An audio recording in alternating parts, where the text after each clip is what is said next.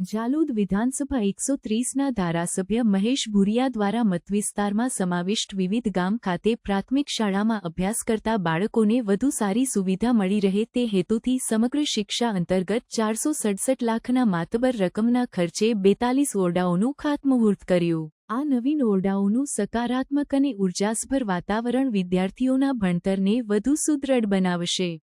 આ પ્રસંગે જિલ્લા પંચાયત સદસ્ય લલિતભાઈ ભુરિયા, કૃષ્ણરાજ ભુરિયા, તાલુકા પ્રાથમિક શિક્ષણાધિકારી, તાલુકા સદસ્ય, સરપંચ, શાળાના આચાર્ય અને સ્ટાફગણ તથા વિદ્યાર્થીઓ હાજર રહ્યા।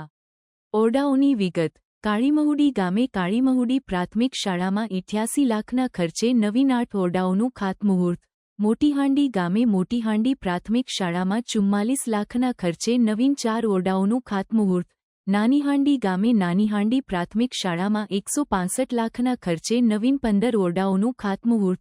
પારેવા ગામે પારેવા પ્રાથમિક શાળામાં 99 લાખના ખર્ચે નવીન 9 ઓરડાઓનું ખાતમુહૂર્ત।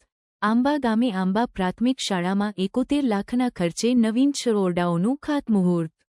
42 ઓરડાઓની કુલ રકમ 467 લાખ।